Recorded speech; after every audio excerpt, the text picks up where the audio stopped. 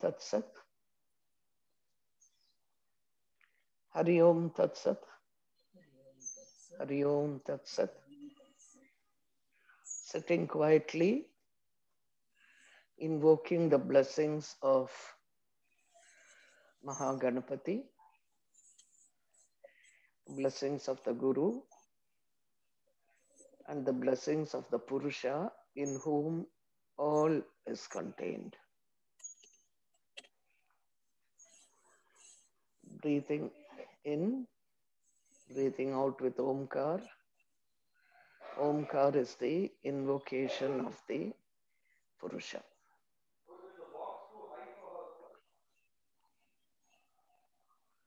Om.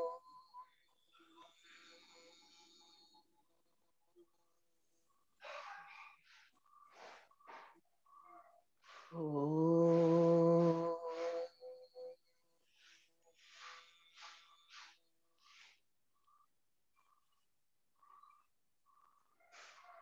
Om.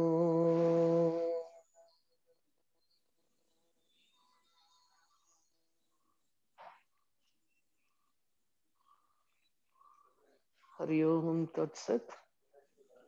Shri Gurubhyo Namaha. Shri Mahaganapataye Namaha.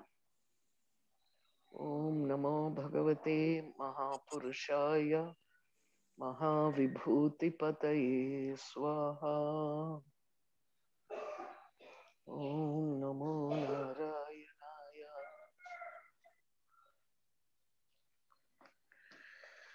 We are coming to the last day of a talk and perhaps the beginning of the first day of inner silence as we try to understand within ourselves what this was all about.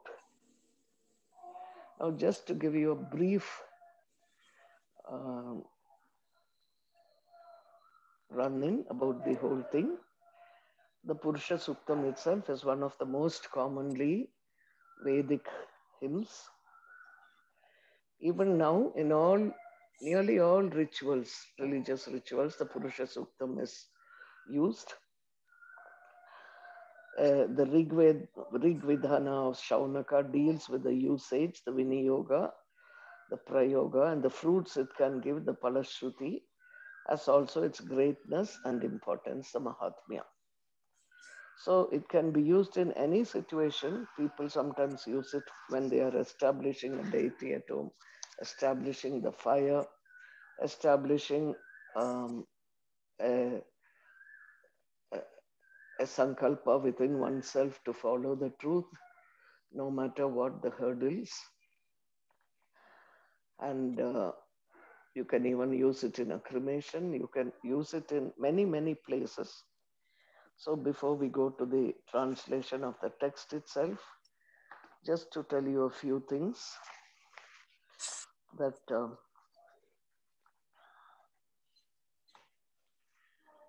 the Purusha Suktam itself comes from the Vedas, as I was telling you.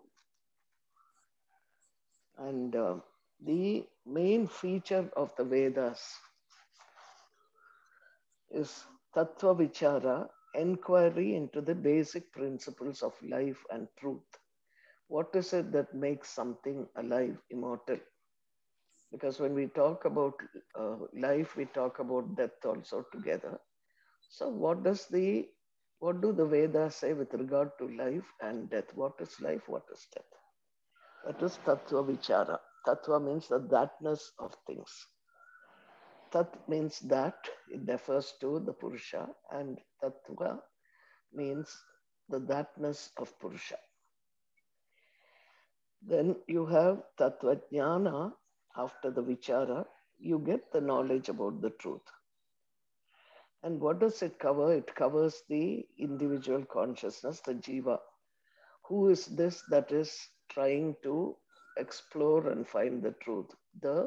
What is it in me that is trying to explore the truth in the middle of all the various trials, tribulations, temptations of life? There seems to be some consciousness that keeps pulling me onto the um, side of the truth. And that is, when I say me, I mean everybody. All creatures are all moving towards one particular source, but we are taking different paths.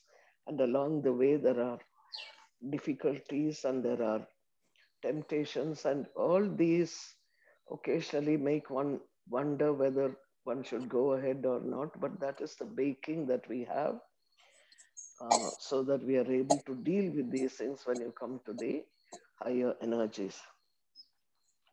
Now, this is the individual consciousness. Then it talks about the whole world of creation, manifestation, the Jagat, Ishavasyam Midam Sarvam Yat Kincha Jagatyam Jagat. The same energy flows through all that is manifested. It is He who is within me and you, He who is within all manifestation, and He who stands separately by Himself, untouched by any of His manifestations. So, the understanding of the individual consciousness, the Jiva consciousness, the Jagat, external world, and the supreme consciousness is what the Purusha Suktam is all about. It deals with the inner wisdom, the occult wisdom that helps unravel many mysteries of life. Sometimes we don't understand why a certain difficulty comes, we don't understand why a calamity strikes, we don't understand why it strikes the person that it strikes.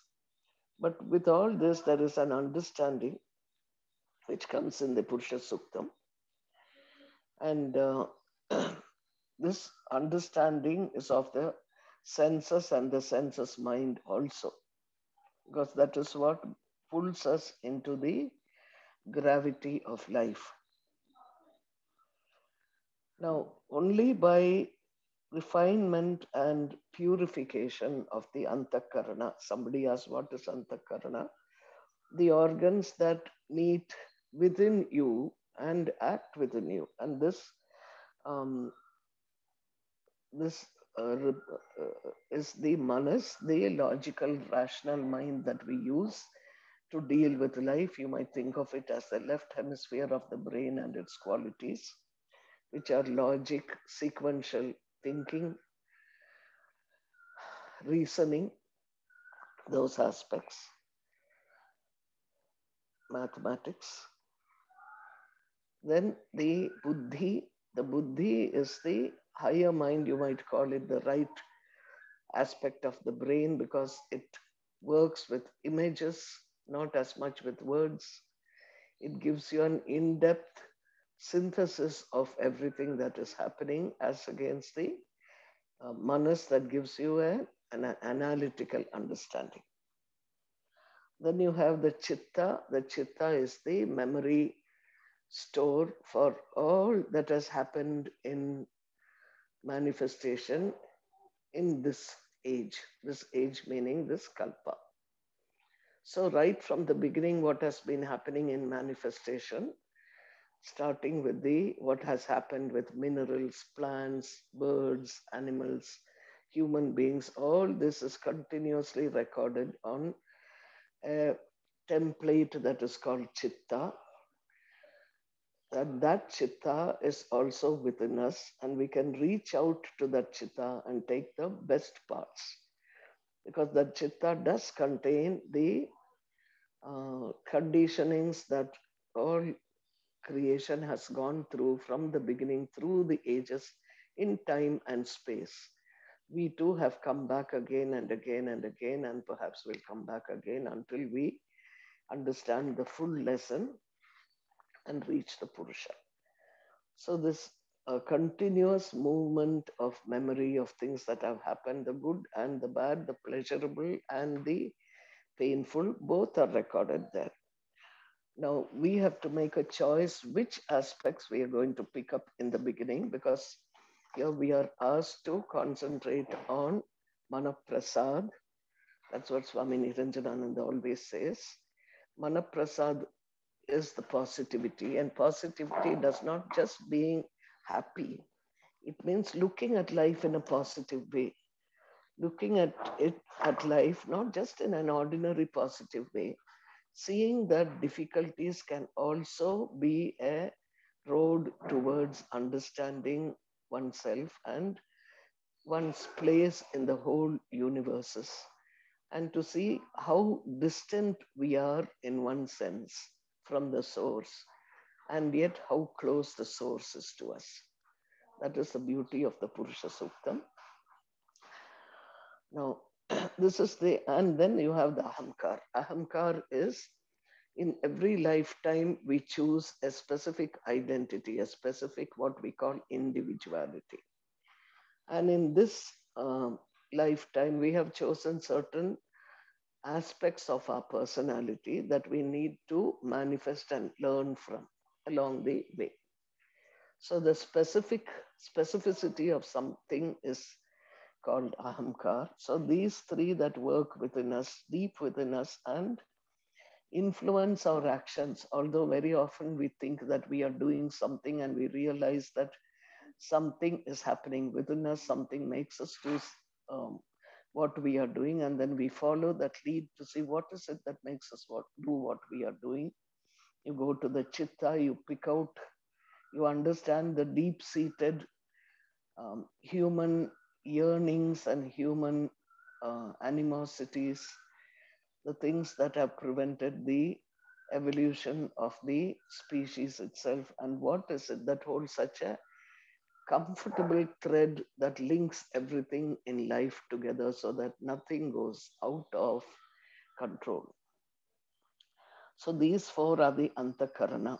That is, anta is inside, karana is that which does from inside. Now, when the antakarana is purified, when we talk about purification, it is not a moral or an ethical purification. It's a purification of the memories, in the sense that when you start seeing that everything um, is created, maintained, taken back by a specific consciousness, which does it with every being that is created. And that means not just minerals and insects and birds and animals and human beings. It also means every thought, every feeling, every um, impulse. All these are living consciousness.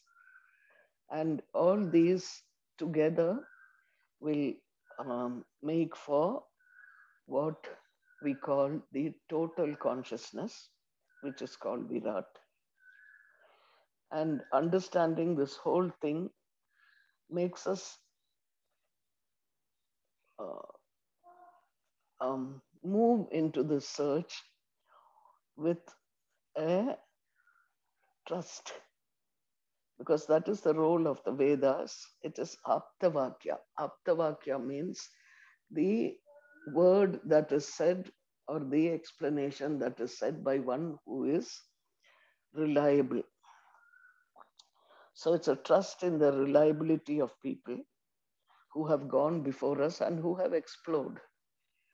Just like in today's physical world, we say, okay, Newton found the law of gravity. It doesn't mean that gravity didn't exist before Newton. It's existed many years before. It's always existed, gravity, but Newton was able to bring it out, manifest or express its understanding to people around. In the same way, the Purusha was always there, beginningless and endless. And it was many of the rishis that who explored it, and having explored it, made the template that we could use along our journey, giving us the freedom to choose which aspect of it we chose to start each life with, because that depended upon the gunas of Prakriti, the sattvic, rajasic, and the tamasic. So, depending upon which was most predominant at which time, it would have a relation to the aspects that we pick up out of any research that we do anywhere. So here the Aptavakya is a trust in the word of God.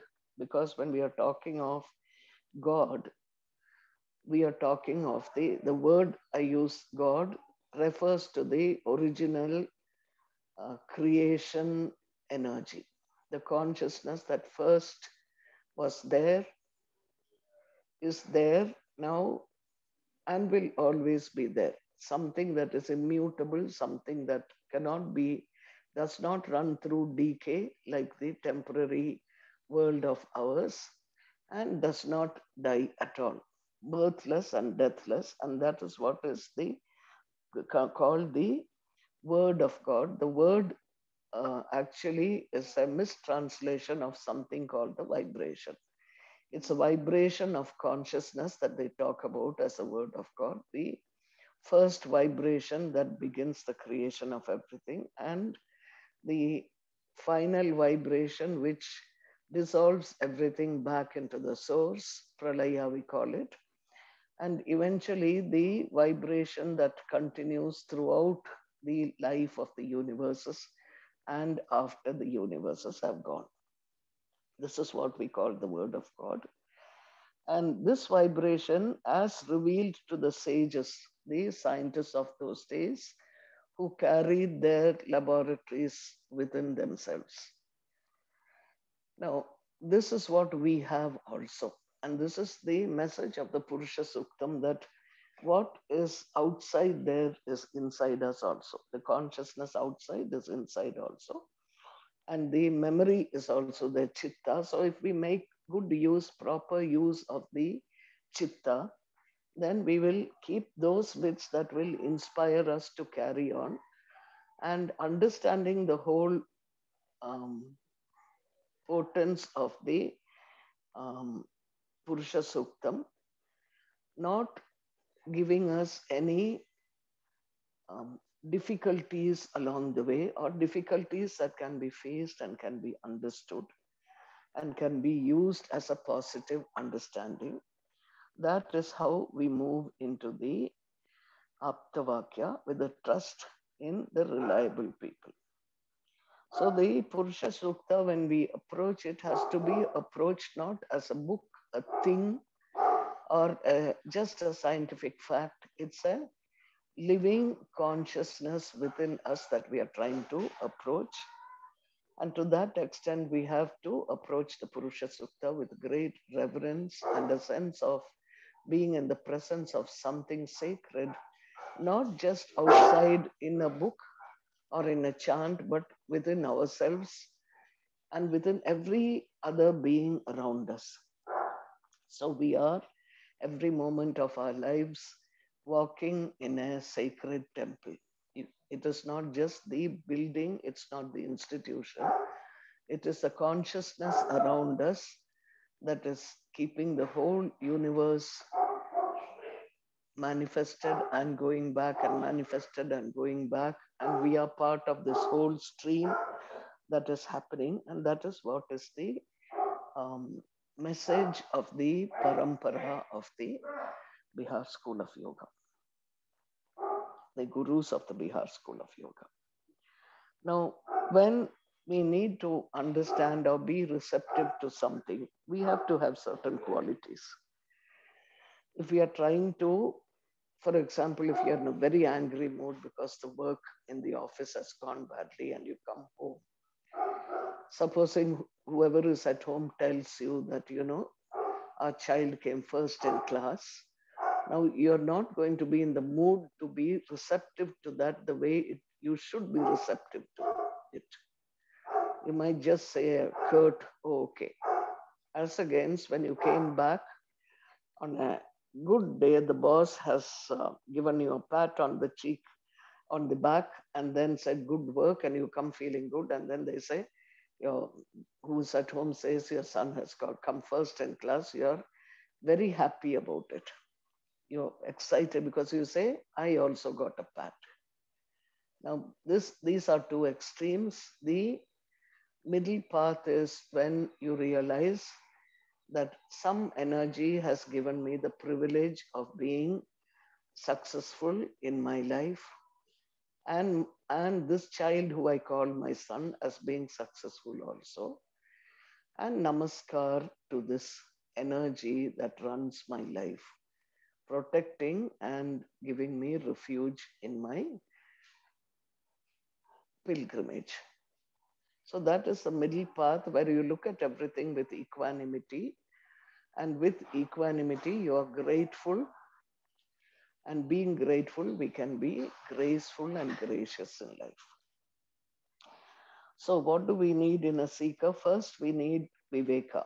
What is viveka? Viveka is not just discrimination. When you say have a discrimination, people say, okay, you go to buy a sari, you have to have a discrimination between a Banarasi or a Kanjivaram sari, how much money it will cost and can you afford it or not. Now this is not the viveka we are talking about here.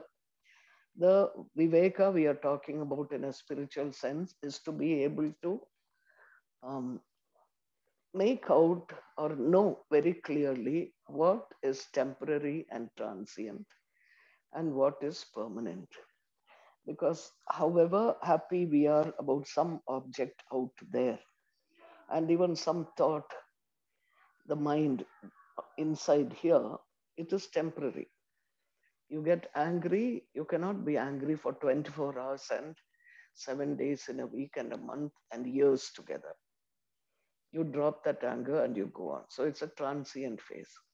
You're happy about something cheerful, you can't be happy about that something for 24 hours or a whole year at a stretch.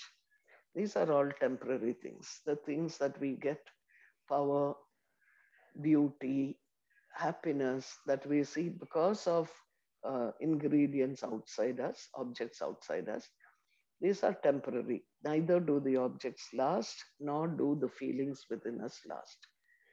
Then along the way, you ask yourself, what is it that drew me to these objects or to these people? What is the common thing? And when you realize that the common thing at a certain uh, time and space, you understand that there is some energy here that has drawn me towards itself. This energy is called Hari. You can call him by any name. It can be Allah, it can be Yahweh, it can be the Father, it can be the divine beloved. You can call this consciousness by any name, but the word Hari is used here because Hari means, it has many meanings. One of those meanings is that something which is drawing you irresistibly towards itself, which you are not able to resist. And that comes in many forms as a way of helping us expand. Tantra comes from two words, tanoti and trayati. Tanoti is expansion and trayati is liberation. What is this expansion? When we have desires, we are trying to actually expand ourselves. When you have power, you want more power and more power. And we think we are running after power, but actually we are running after what we think is happiness. And we think power means gives us the liberty of happiness. Many years down the line, we realize that power is also temporary. The happiness you get out of power is also temporary. So, what was this happiness that was drawing me? So, like power, there are many other things, beautiful people. And when you realize what is drawing you continuously, you realize that you are trying to expand yourself. You're trying to become bigger and bigger and bigger than what you know. When I'm more happy, I'm expanded state of consciousness. I can be nice not only to my family, I can be nice to the neighbors, I can be nice to people living in another country, I can be nice to the tree in front of my house, I can be nice to the animals I see around me. Now, what does that mean? I'm expanding and accepting the consciousness of the entire universe. So when I'm accepting something, I'm receptive to something, I'm expanding. Then liberation, trayati. What is liberation? Liberation means you are free of your own reactions and you are able to move into alignment with every consciousness around you because you are that consciousness in bits and pieces. Now, I'll continue with this, and the meaning of what I'm saying will come to you towards the end. So, this is Viveka, knowing that which is temporary and knowing what is permanent. And it is in search of the permanent that we keep following the temporary until each time we say, this wasn't it, Neti, Naiti, this wasn't it, this wasn't it. What was I looking for? I'm looking for happiness. Is it in this person? Is it in this thing? Where is it coming from? What drew me there? So, this is Viveka. And having Viveka, when you finally realize that what you were following is an illusion of happiness in something, and knowing that the happiness is within you itself, no matter what the situation is, then you get what is called Vairagya. Vairagya is Vitaraga. When you are not, um, raga is pleasure. Going towards what you feel is pleasurable. And Vitaraga is you don't follow what is pleasurable, but you follow what makes you fulfilled on the inside. So you don't stop along the way. If you're going in a train from here to Delhi, you don't get off midway because there is a mela in the railway station, and you don't get off also because somebody says that the track is bumpy and so you're going to have difficulties. You continue till your source. So this is Vairagya. When you go with equanimity, the good and bad you take in your stride. And then you have the Samyama with Titiksha. What does Patanjali say Samyama is? When you have dharana, dhyana, and samadhi continuously and focused. Dharana is concentration on something, being able to visualize what you are deeply thinking about. Dhyana is when that dharana is becomes a little more firmer, that there are no interruptions. It is what Patanjali will say is confining your mind to one place. That is that place, that particular object, or that particular feeling, or that particular nama, whatever keeps going. Dharana is when you can sit and say a nama, say you say Purushaya Namaha, and you say it a number of times, perhaps using a mala. Dhyana is when you go out, you're driving in the city, you're talking to your relatives, you're signing a check, but that Purusha keeps reverberating within you continuously without giving up. That is dhyana. And when you move into samadhi, it's a state where you're going past the word Purusha into the Purushatvam, or the quality of Purusha as he is, that state of consciousness. These three together, when it comes continuously, is what is called Samyama. And Samyama with Titiksha, endurance. Endurance and patience are two very important ingredients on the spiritual path, because we are going to, on our search, going to come across many things that might be pleasant or unpleasant. If you're going looking for a pin on the road and a storm comes up, the storm can make you wet with the rain. It can bring a tree falling almost on you. If you're saved, you ask, what am I, who saved me? You say, thank God it didn't fall on me. That's a word we use. And this thank God that we use so casually is what the Purusha Suktam is all about.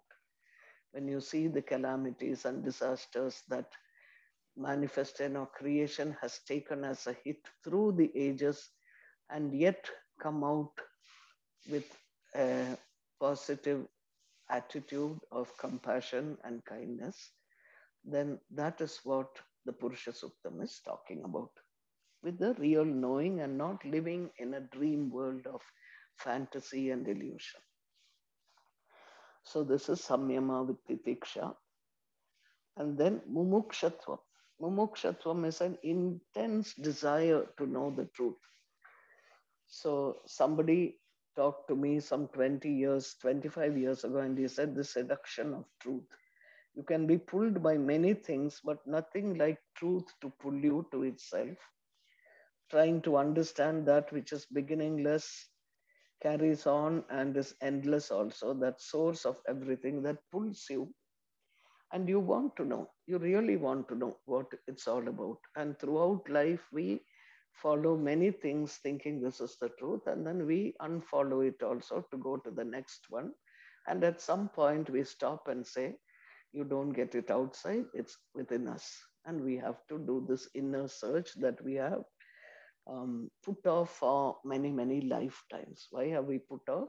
Because we are afraid we'll find something empty or scary within ourselves. And this is what the chitta is primarily all about, that we have to get over this fear of the chitta, manas, and buddhi, the antakarana, and realize that the fear is part of ahankara, and to look upon the whole universe as a manifestation of the divine, and knowing that the divine is needed to find it.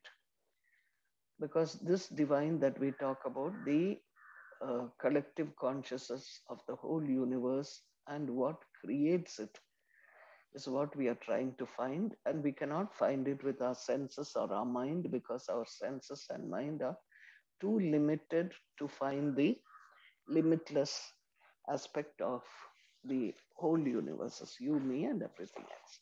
So that is the Purusha Suktam.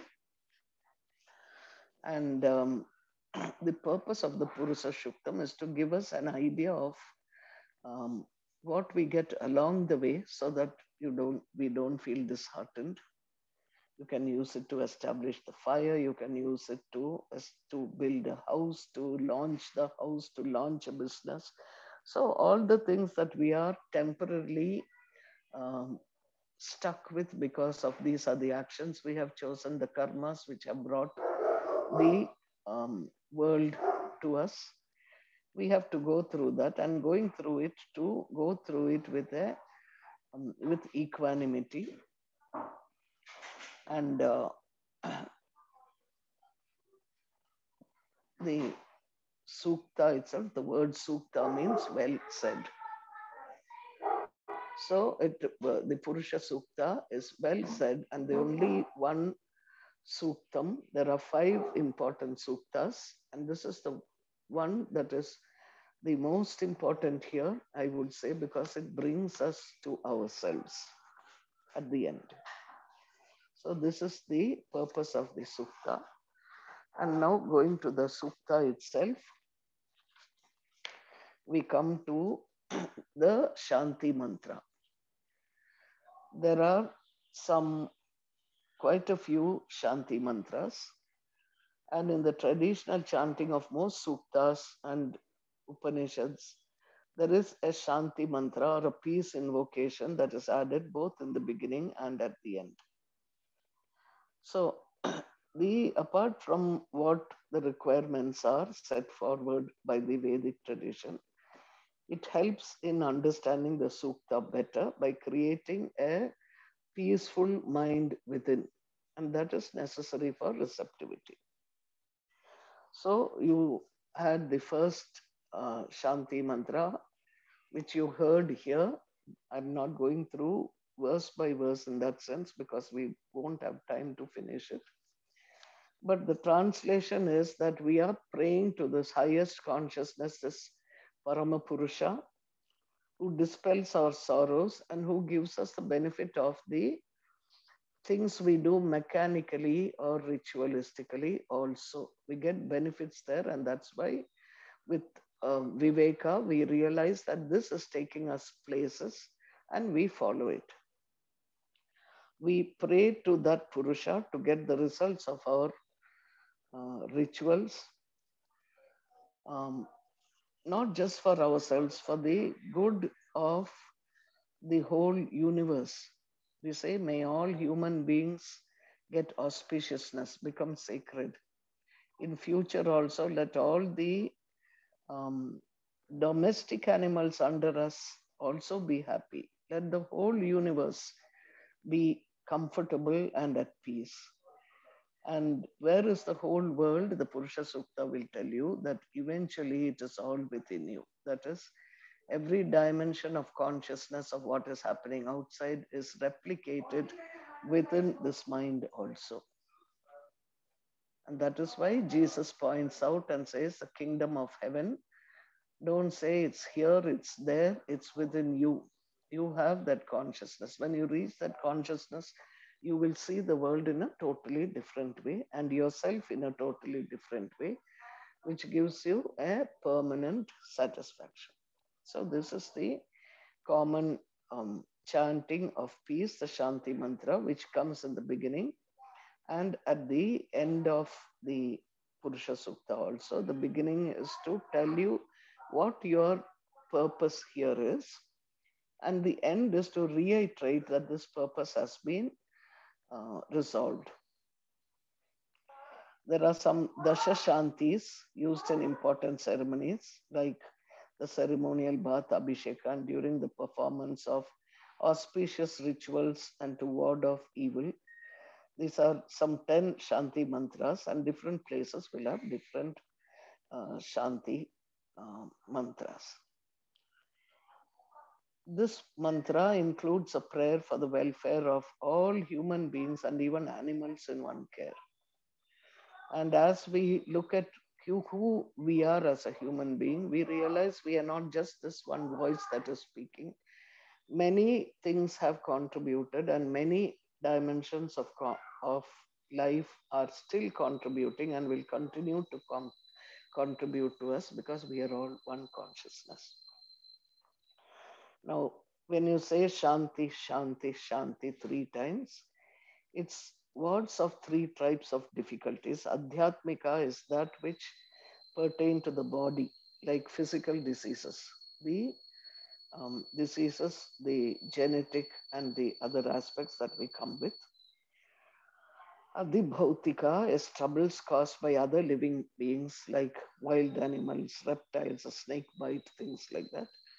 And Adhidaivika is calamities caused by natural causes like earthquakes, floods, cyclones, etc. So, having said this, let's go back to the original aspect of what um, the whole Purusha Sukta is about in brief. So you have the Purusha Sukta, which comes from in all the Vedas, Rig Veda, the Yajurveda, Sama Veda, and even Atharva Veda. But in each there will be a few changes, some riks meaning um, the mantra of the Rig Veda. Some will be different, and so and but overall they are pointing towards everything. So here in the Purusha Sukta, as before any chanting, we have, whether it is the agamas or the tantras, we have a seer, a rishi to whom the mantra was originally revealed. And we have to usually bring on the name of the seer and place our hand on the head in the beginning, because that seer's feet have stood on the head. That is, he or she has passed on that revelation to our mind. Then the second is a chandas. It is a meter in which it is composed. The chandas, there are specific chandases, and chandas is the vibrations of creation. Different vibrations for different creations that have happened.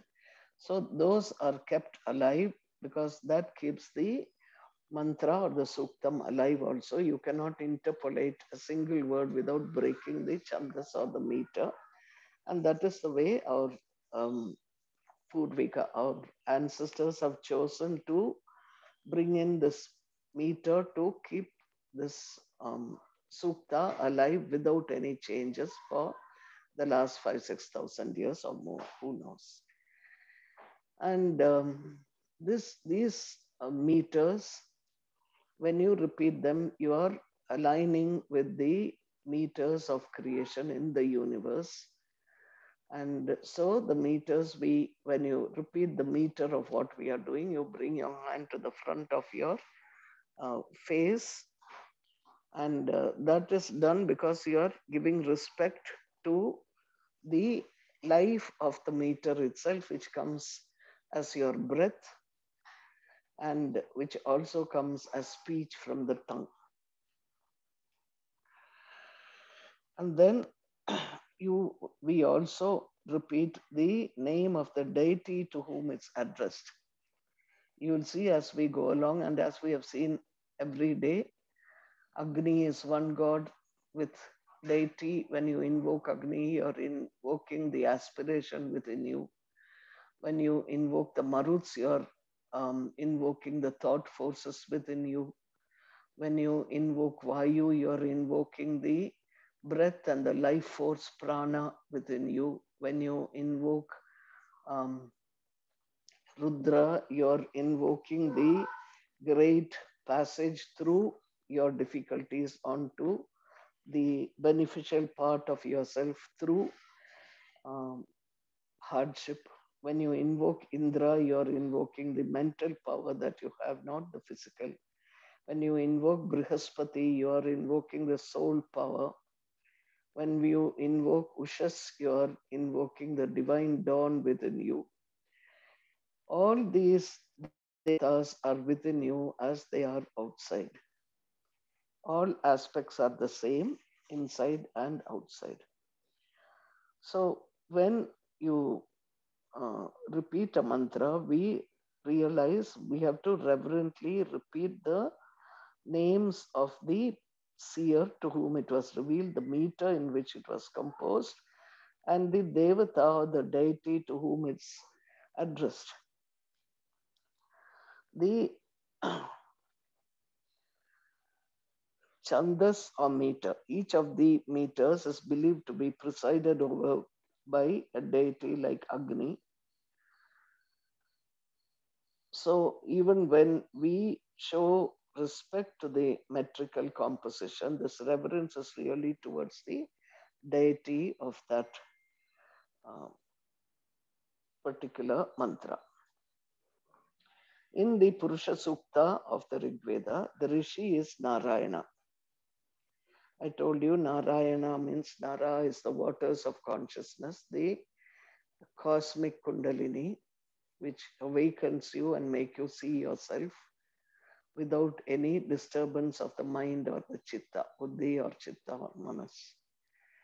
You are just a witness. The Atma is just a witness, moving around from one body to another, like, a child.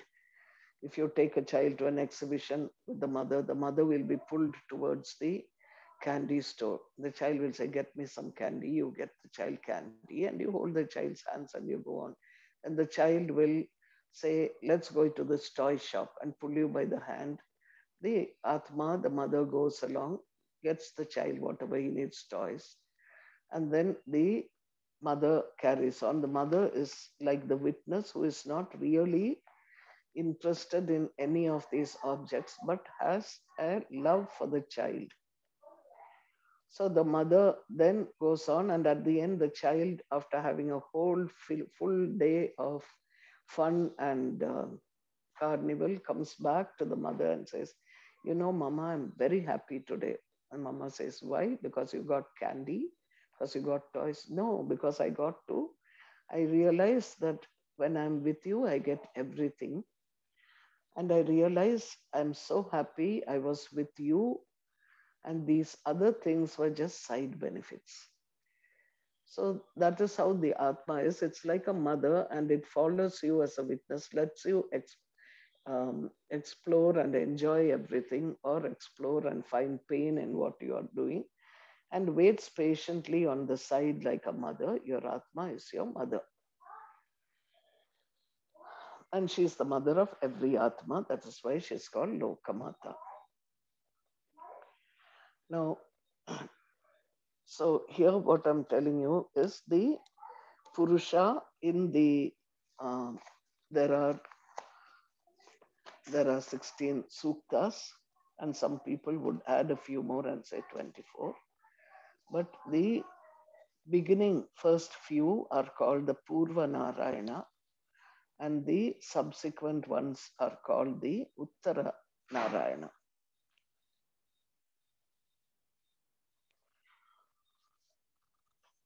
And sometimes they're clubbed together.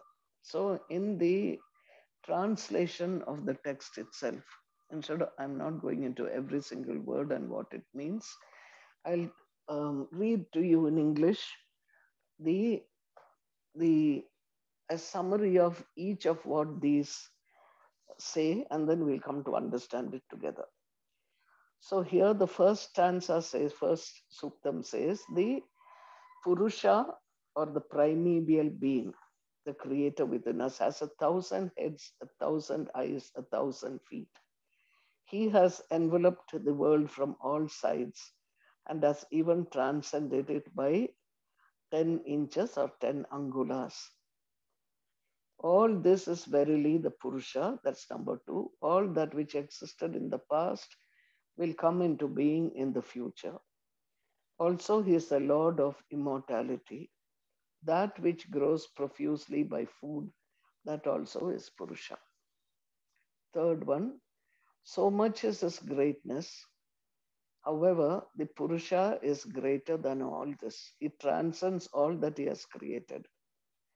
All the created universes form only 1/4 of his greatness. The 3/4 part of his, which is immortal, is established in the higher dimensions that you call heaven.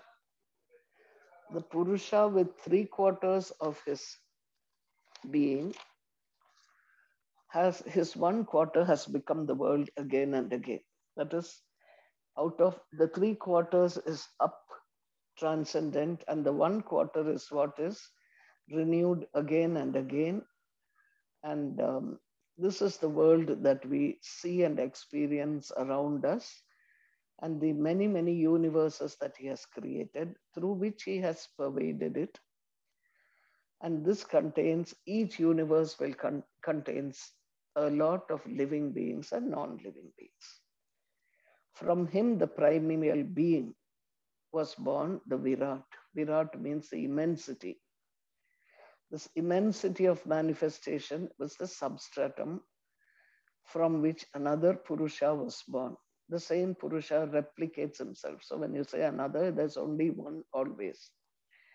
As soon as he, and later he created the earth and then the bodies of living beings. So when the Devatas or gods or the higher energies formed a sacrifice, there was nothing else there than Purusha, because Purusha alone or he alone was there. Nothing else was there. He sacrifices himself. Yesterday I told you that is the yajna, the sati yam. Sa is the immutable.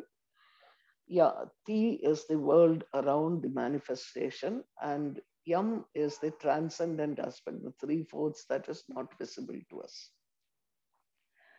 So when the Purusha wishes to become many, that's the first sacrifice that he himself makes, removing his immutable part and removing his transcendent part so that the world of manifestation happens. He sacrifices these two parts and brings out manifestation. This is the first sacrifice that is made by the divine so that the world can continue, his many forms can be manifested. And making this Virat, the substratum, he multiplied himself. Many, many Atmas, consciousness, many, many centers of consciousness came about, bits of himself which contain the same qualities. It's like taking a cup of water from the ocean. It has the same qualities that the ocean has. But the ocean is huge, infinite as we see it, and the cup is small. It can contain only that much. So if you have a cup of salt water, maybe you can wash your face. You cannot bring a dolphin and put it in there to swim. So the same way, the human body and mind, as of every other manifestation, is limited. But we also have the potential to be unlimited, like the ocean. If you empty the cup of uh, water you took from the ocean back into the ocean, the cup has become the ocean, or the ocean has become the cup. That is what Purusha Suktam is saying. So when he multiplies himself and he becomes many, many, many, many, many cups, infinite number of cups for infinite universes. And then later he created the earth and then the bodies of the living beings to inhabit the earth. Now, the devatas, or the beings of light, or the energies, or the energy centers, they also had a consciousness when they were created by him. There was still nothing else, so they used the Purusha, that infinite itself, as the sacrificial material or avis for that um, creation, for that manifestation. And when they did this, what they did was they took the Purusha himself and certain parts of him, like you would put a sacrificial animal, certain parts of him were used for certain specific purposes. And they sprinkled water on him with sacrificial grass, or the darba grass, which is sacred. And from that sacrifice, where the cosmic being, that is the Purusha, was himself the oblation, because there was nothing else to use. The birds of the air, the animals, the domesticated animals, beings, everything was produced. And through that sacrificial um, act, or the yajna, the mantras of the Rig Veda, the Samans, that is the mantras of the Samaveda, the Yajus, that is the Yajnas, the Yajus of the Yajur Veda, everything was brought out. And the Purusha Sukta says, from that were born the horses, the cows. Now again you have to understand Vedic language. Horses are associated with strength, might. There are horses that can carry just a load to the market, and there are horses that can outrace many other types of horses, some that are mighty and some that are just comfortable to be with. Now, prana, or horses, always represent the um, the prana represents the horses represent the mind, the might. That's what I'm trying to talk about. The life force that is so mighty, and the life force that is small and not quite so mighty, the prana, or the life force within us, is called the horses. So when you see a sukta which says, give me horses, the rishi is not asking for horses. He's saying, give me more prana, because I need the might of the prana to take me through this tremendously um, uh, difficult pilgrimage that I'm making. Then gavaha, cows. Cows are, the word go comes from light. It means luminosity. That is why yesterday I said Gaja means that which is born of the luminosity. That is the pranava, which is likened to the trumpeting of an elephant to break the stillness of non-manifestation.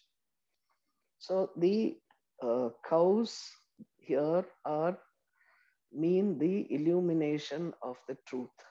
When you understand the spiritual knowledge that is revealed to you are the cows.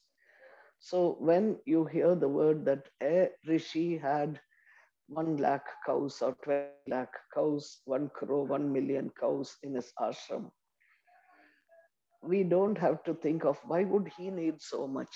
And then somebody would tell you, oh, because he has to feed the people that are coming there.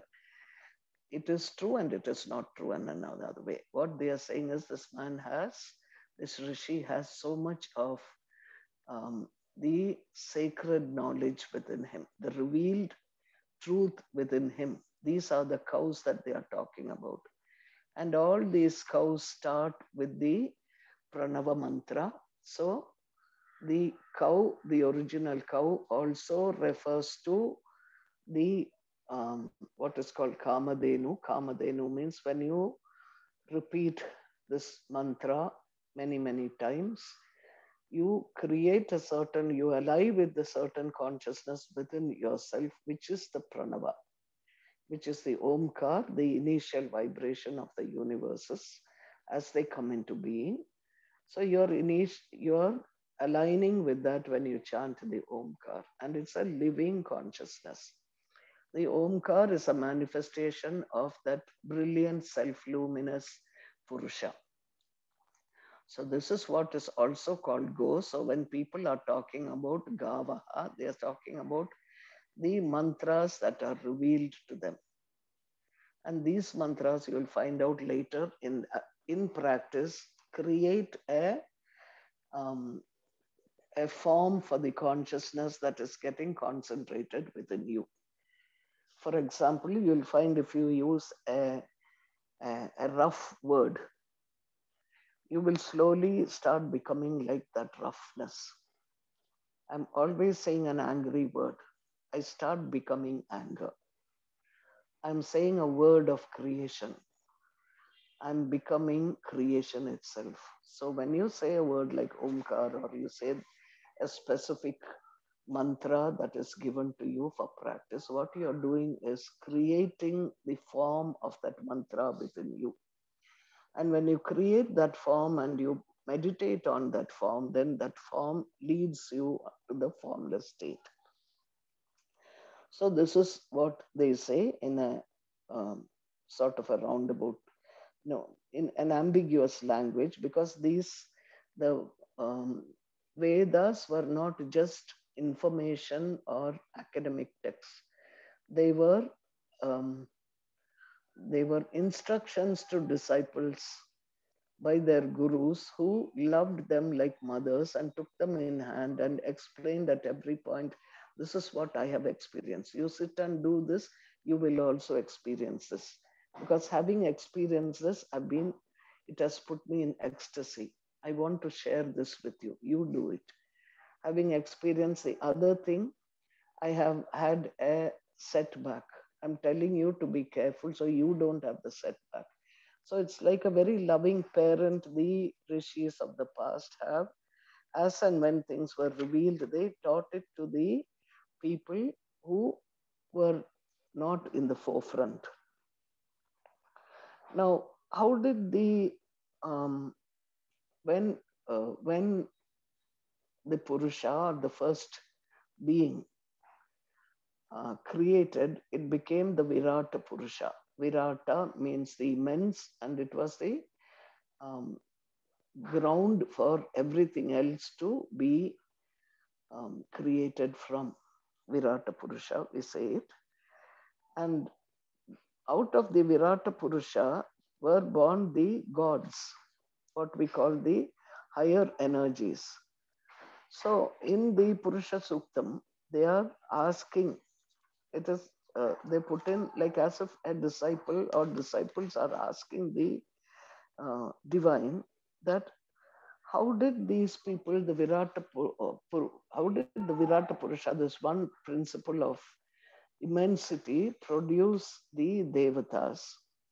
And once the Devatas were born and there was nothing else there, how did they perform a sacrifice? Because at the time that consciousness was born, you did not have the earth, you did not have the animals, you did not have the materials you needed for doing the sacrifice that today is put down in such a meticulous order. And they say, in what became, how many ways did they do it? What became of the face of the um, Purusha that they cut to put as an offering? What became of his two thighs? What about his two arms? What about his 2 feet? What about his eyes? What was all this used for? How did they sacrifice him? So here they also tell you that his face or the mouth because the word mukha in Sanskrit can mean a face or the mouth, became the Brahmana. The two arms became the Rajanya or the Kshatriya. I'll discuss this in a little while. The two thighs became a Vaishya, and from his 2 feet the Shudra was born. From his mind was born the moon, from his 2 eyes the sun, and from his mouth were also born Indra and Agni. From his breath was born the air. From his navel was produced the space between the earth and heaven. If you remember, I told you about the two oceans, the lower inconscient ocean of matter and the upper ocean of consciousness that we call heaven. Between that, there is a space which is the antariksha or the in between space through which we move of consciousness. Then you have the earth evolved out of his feet, because where you place your feet is the earth that you say belongs to you. And the dik or the spatial directions form the ears. Why is that so? Because in all directions there is space. 4 directions: north, south, east, west, northeast, southeast, northwest, southwest. They all are directions. And what comes through directions is sound. So the first vibrations that the rishis perceived was sound. And so from the direction that sound comes in, perception happens into that dimension, that direction. So they say the direction comes from sound. Sound goes through the ears. So they say the ears produce the sound. And then they say that through intuitive experience, Rishi is saying, this great Purusha, the primeval being, having created all the various forms in the universes, deals with them by those names. We give each other names to identify each other and to communicate.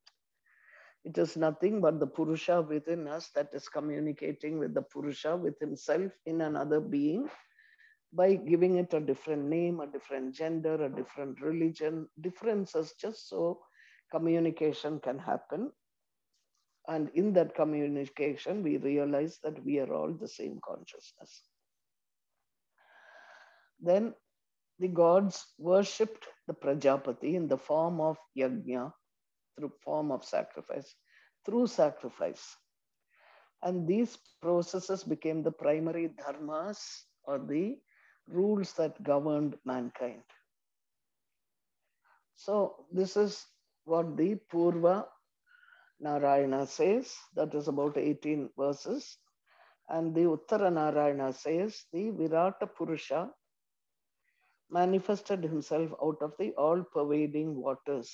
Remember, I told you the all-pervading waters are the energy of that consciousness that becomes many. That energy is the original cosmic Kundalini energy, which comes just as the consciousness of Purusha comes in a small way. I told you, like the cup of ocean water and the ocean. In the same way, think of this as the Kundalini Shakti within us that we try to um, raise is like that cup of ocean water. We are trying to expand ourselves to become the ocean, in other words. So that is what the Kundalini Shakti is helping us about. It's not a technique, it's a whole way of living, a philosophy of living, many, many lifetimes of dealing with the messes that we have made along the way, running behind things that do not give us permanent happiness. And with all this, they say that this, when you realize this, it's called realization and self-realization. Self-realization is a momentary thing, the sense of it comes in a moment. It doesn't take years. The years and lifetimes it takes to reach that point is associated with living out of karmas the messes that we are living in again and again. And then eventually trying to clean up the mess so that we can walk comfortably along the narrow road. So this walking is called Chitta Shuddhi. When you have Chitta Shuddhi, immediately the self stands revealed within us. So they say the Virata Purusha was born out of the greatness of the Param Purusha, the Param Purusha. That is the original primeval Purusha who had the capacity of um, creating 14 worlds, 14 dimensions of consciousness. You have seven below the physical consciousness of human being, and then you have seven dimensions above. So this below and above are actually only ways of talking to each other's minds to give an idea of where it is. But actually, that below and above is out and within of the body. And still deeper, it goes to the out and the in are the same, but you have to move into each space to understand the qualities of that space. Like imagine you have a television set, you put on the sports channel, you get sports. You put on the music channel, you get music. You put on news channel, you get news. If you have a sacred channel, you put that on and you get sacred songs or talks. But eventually, that television, for example, is receptive to many, many vibrations outside, which carry these images and these sounds and make them seem so realistic that we keep um, turning the different channels for the pleasure we get out of it. And that's exactly what life is all about. The television does not enjoy its music. But imagine if the television were a conscious being that would be able to receive. They would be like a rishi that receives from the whole universe various vibrations and picks out for each individual what is predominant. But the rishi himself has found the ocean of vibrations and sounds and images and is quite comfortable with what he has. He is not moved by these images. Now, then they say that the great Purusha who's brilliant like the sun and who's beyond darkness. Why would he be beyond darkness? Because when you have light, darkness goes. You don't have to wipe out darkness. You don't have to work with darkness. Sometimes people will say, I'm working with my ignorance, I'm working with my anger. You don't need to work with anything. You just put your trust in something, some being higher than you who is loving and kind and compassionate about you. It's like a very loving mother holding you, embracing you, hugging you, giving you that sense of security to play out your part with your little feet and little hands.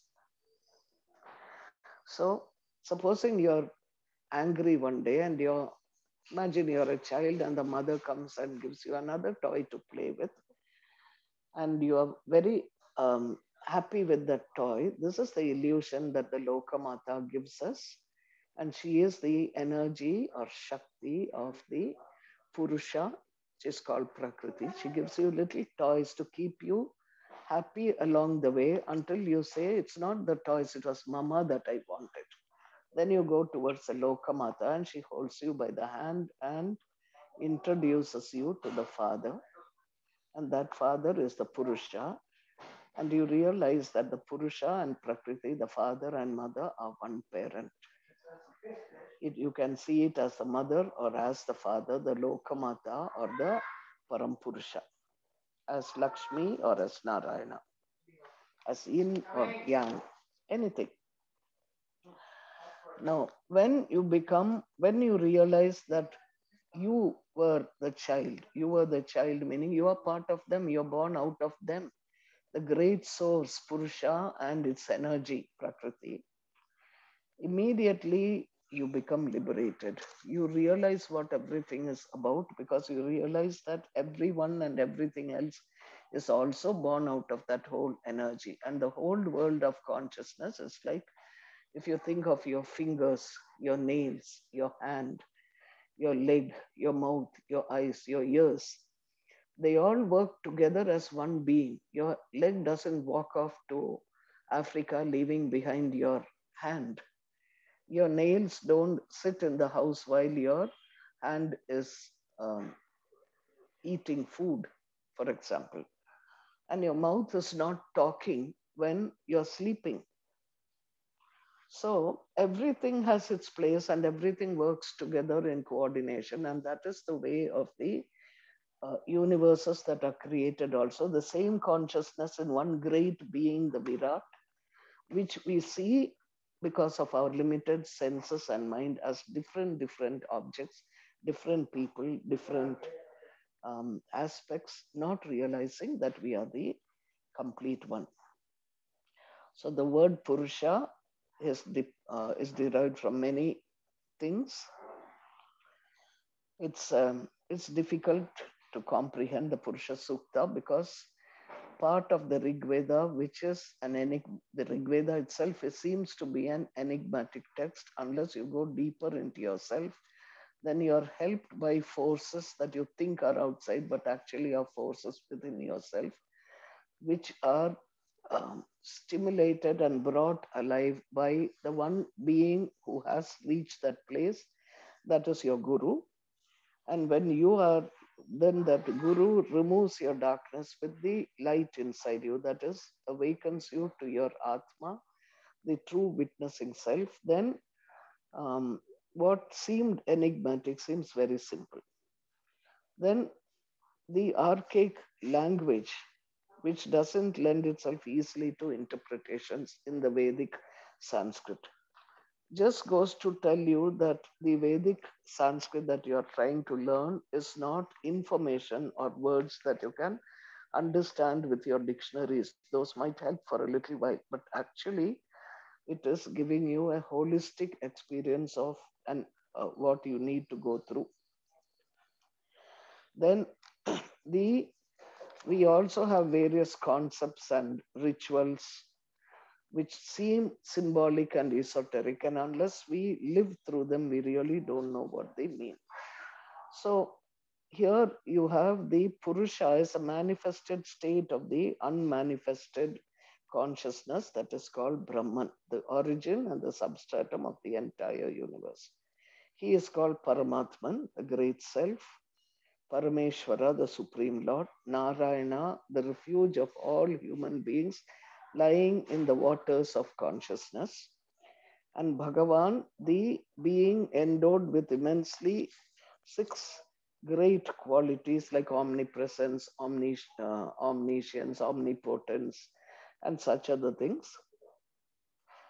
And if you look at the Purusha Sukta as it is, it's simply awesome. When you say he has thousands of heads, you're saying he has infinite number of heads, hands, feet, meaning that all heads everywhere, all faces everywhere, all of creation is him. So you have no enemy, you have no friend.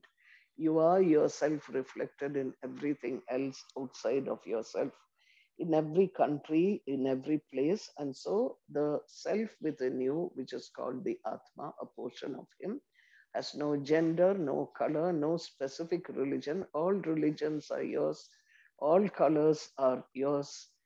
Look at the sole of your feet and the color of the sole of the back of your hands.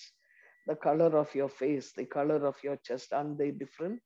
But they all belong to the same consciousness, the same way with different people also. So you have primary creation, which where they say that um, the creation has two fundamental objects, matter and living beings. Purusha created these two in the first phase, and that is called primary creation. Out of himself, the Virat, he created the worlds and the totality of all objects. The potential entered into it and brought out what are called the Devatas, or the luminous energies, which are called the gods. So, because they are, when you say God, what you mean is it's an emanation from the Purusha. And the emanation has some of the capacities that the primeval consciousness has. So that consciousness, it's called, does the secondary creation, the devatas. And what they do mentally, they do the yajna, where they bring out the Purusha himself in different aspects. I know I'm nearing 8, but yeah, okay. And they are called devas because they shine luminously. They are called sadhyas because they are capable of bringing about further creation. Sadhana comes from the word because you can create within yourself your potential, which is the divine. Rishis because of their intuitive knowledge, because rish means to know. Now, the secondary creation that happens is the devatas creating it. And very interestingly, we are told that they did it mentally, but they imagined the various parts and processes because nothing was available, you see. For them, the body of the Virata Purusha was the basic material. And when they were asked what they um, did with his face, like a sacrificial animal, what he did with the various parts of his body, then they said, the knowledge, the divine knowledge is called the Brahmana. Out of his face was born the Brahmana. What is a Brahmana? Brahmana, Brahmajnani Brahmanaha. He who knows Brahman, the supreme spirit, the supreme truth, he is a Brahmin. Not the way we think these days that people are born in a family as a caste. It was never called a caste. Caste is jati. This is called Varna. Then what happened to his upper arms, his arms? That formed what they said was the knowledge of the Kshatriya, the Rajan, the man who protects what? He protects Dharma. He protects the truth from being scattered or misused. And that is the what the Kshatriya classes or the kings are born from. Then you have the Thais.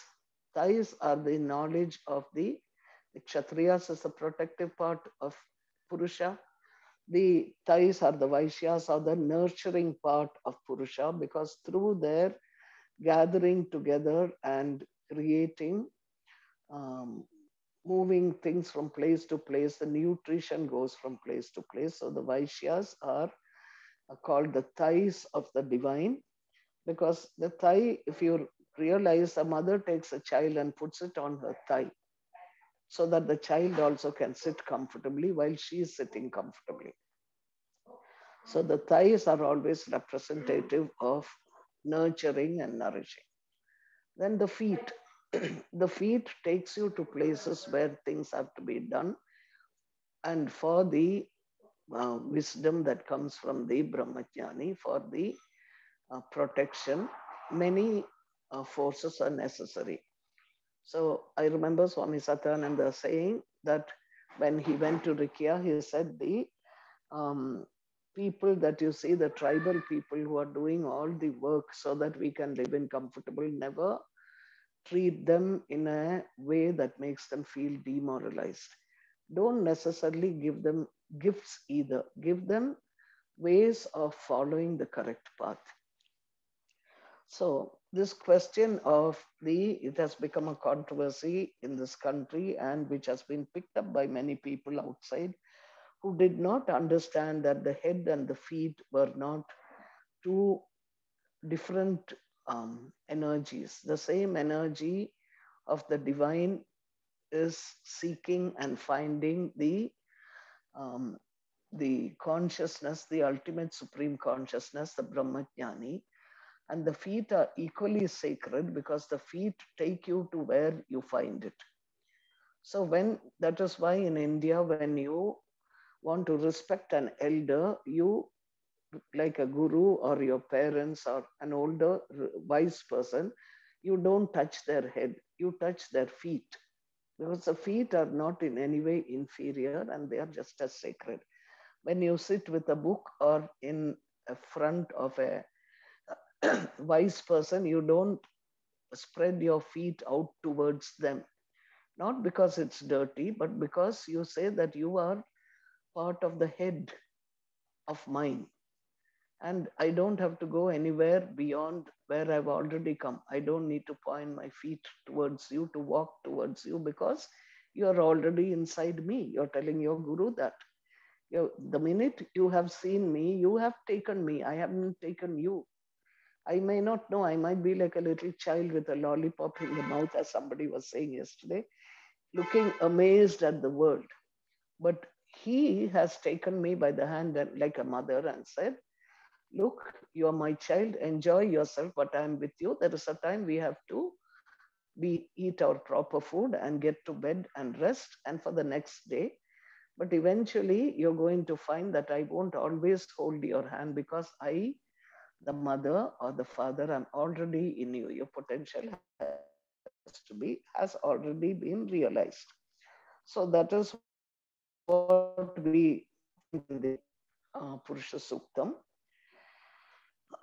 And we cannot, coming to a social theme, you cannot change the hierarchy of people. You cannot change the caste, community, religious differentiation by doing something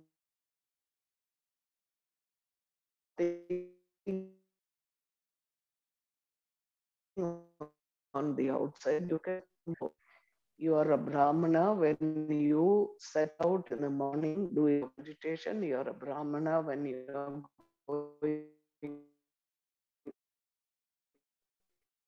working in the office or anywhere that you're offering. And you are a Vaishya when you're feeding the world either with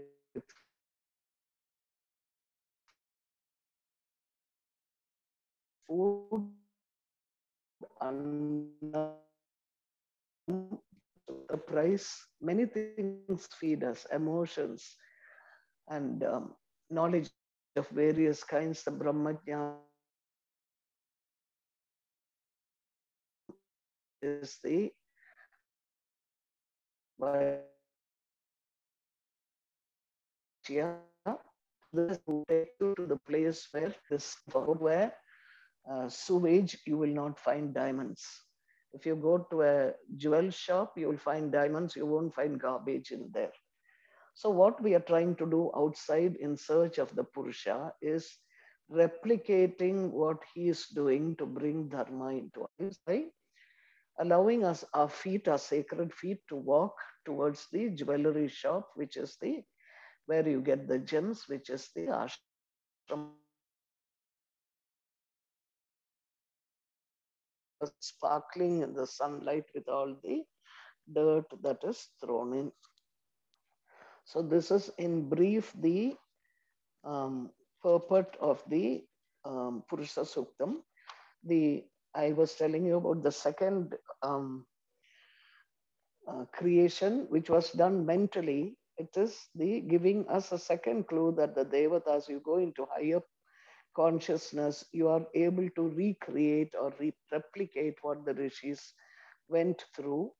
So you are following in the footsteps of the ancient gurus of this universe. In every country, every place, there are people, because the whole universe, as we see it, is only one less than a millionth of one fourth of the entire manifestation. We can see ourselves as the part of the solar world.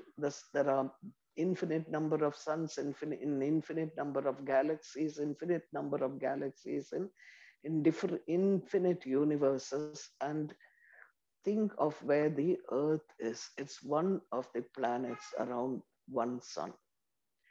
It's like a mustard seed on top of a huge million-story building. And in that, where are we? We are a small speck, hardly significant from our point of view when you think of greatness and smallness, which is what a siddhi is. But when you get in touch with that little mustard on the inside, it has the potential to be a tree. That is what Jesus says. You can be as your faith can be as small as a mustard seed, and it can grow into a tree and nourish the birds of the universe. So when you reach that innermost part of yourself, you suddenly realize that this seed that you are contains the Purusha. And you realize that the Purusha, or the, in Tamil we say the Parampurul, that is the supreme being, is within you. And when Jesus says, I am nearer to you than your own breath, he's actually telling you a fact and not an allegorical concept. The Purusha is immense, becomes the whole universe, and the Purusha is within each being also. Every creation has got the Purusha as a Paramanu, a subatomic particle, so to speak, that which cannot be divided beyond that, which has always been there, which is here and will always be there. And that is what the Atma within us is. When we leave the body behind, that is your elemental clothing of the Pancha Bhutas, the air, water, space, earth, fire, all these together make your body. And when that body is left behind, you will find that there is another part of you that is not the decaying self, that is the immortal self that you call the Atman. But you have to find that Atman first, because we can't go playing around in the sewage expecting to find a diamond. So this is what Purusha Suktam is all about. I can only tell you a few things like this which have come as information, and some things I've shared my experience with you. But each person has to find himself, and that is something the Guru opens the door for you, but you have to walk through yourself. So, Hari Om Tat Sat, we have come to the time to the Purusha in everyone who's here listening or not listening. I give my namaskarams, the pranams, because you have enriched me and my own perceptions. You have made me a better person and helped me on the spiritual path. Om Shanti, Shanti, Shanti. Let us close our eyes and give thanks to that Parampurusha for giving us, awakening a little bit of us in this series of classes. And to remember that tomorrow is Guru Purnima. It's like the fullness of the moon that started as a tiny sliver and reached a complete fulfillness, where you say Purnamadav Purnamidam. That is whole. This within is whole also. Nothing can be taken from the fullness and make it any less. That is what the Purusha is. He is the Atman within you. By making infinite number of Atmans to be in different bodies, he does not become less.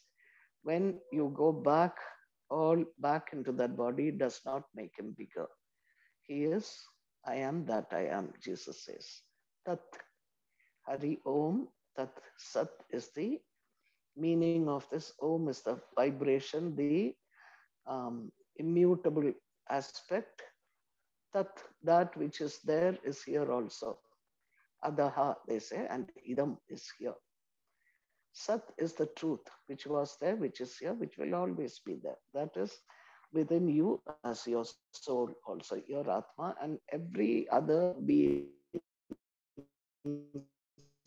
soul. So when we say we are bowing down to the Atma within us, which is the divine. And when you say Hari Om Tat Sat again, or the other person tells you, we are saying, I'm bowing down to that divinity within you, which I have seen. I have experienced my divinity and I have experienced your divinity. It's the same in you and in me, irrespective of whether you are a king or a beggar or a scoundrel or a saint, or it doesn't matter. These are forms that we take. The Atma in every being is the same and part of the Purusha. So, Hari Om Tat Sat.